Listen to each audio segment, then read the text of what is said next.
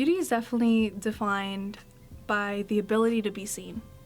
The McTeers were giving Mr. Henry a tour, for example, right? And there was one segment there that said that the way that they introduced the kids was a way that they would just, point out things about the house. So, here's our backyard, here's our kitchen, those are my kids, and, this is your bedroom. Kind of just pointing out, but not really acknowledging them in the way that, they were not only human and their kids, but also beautiful and, deserving to be recognized.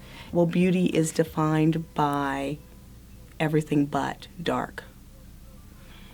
And when you think of something dark, you always think of it as bad.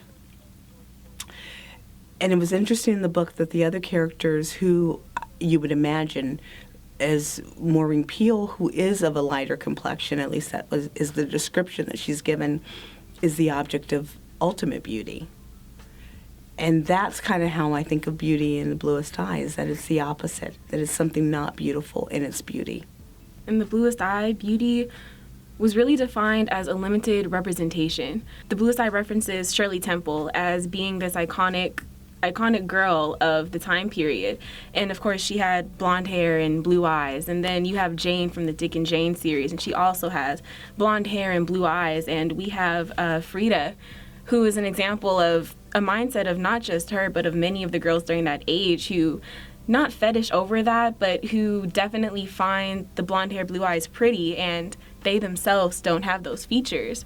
And so I think that The Bluest Eye looks into that limited representation and how that affects the self-esteem of young girls who are looking at these media figures and these storybook characters who have features that they just don't have and can't have. I think family is represented in multi-layers. You have one family, which is Frida and her family, that brings in Pecola, and it's a family of love, not necessarily a family that displays love, but these kids are taken care of. What's fascinating is Pecola has none of that. She's sort of the ultimate character of the least nurtured. She almost has no family, but yet initially is taken in by this other family and sort of brought in the fold slightly until she's a threat, because she's still an outsider. Everything about her is an outsider, and the reason why she's an outsider is because she doesn't have that nucleus to go back to, that place to be taken care of. Family in The Bluest Eye was definitely a very fluid term. There was also the counterpart of family being very institutional, and there was at the end with Soap Head Church, and he was talking about his family and that they had rules and regulations of who they were supposed to marry, and marrying someone lighter than them to heighten or level up their family. So there's just that very business institutionalized part of that family where it's not really us loving each other, but it's us just making a name for ourselves and making sure that this family and its brand is intact. And if that's with complexion, it's with professions. Family is represented with the idea of a nuclear family. So referring again to the Dick and Jane series, there's this idea that a family needs to have a mom and a dad and kids and a pet.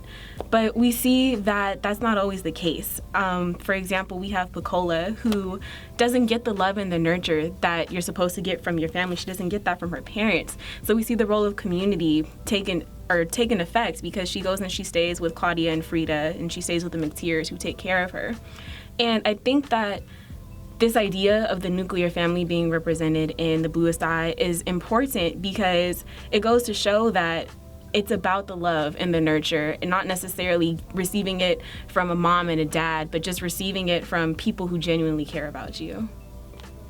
Only a musician would sense, know, without even knowing that he knew, that Choli was free, dangerously free to feel whatever he felt, fear, guilt, shame, love, grief, pity. There is nothing more to lose.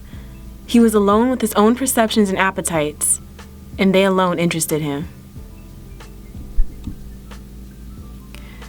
In retaining the identity of our race, we held fast to those characteristics most gratifying to sustain, and least troublesome to maintain. Consequently, we were not royal but snobbish, not aristocratic but class-conscious. We believed authority was cruelty to our inferiors, and education was being at school. We mistook violence for passion, indolence for leisure, and thought recklessness was freedom. We raised our children and reared our crops. We let infants grow and property develop. Our manhood was defined by acquisition, our womanhood by acquiescence. She would never know her beauty. She would see only what there was to see, the eyes of other people.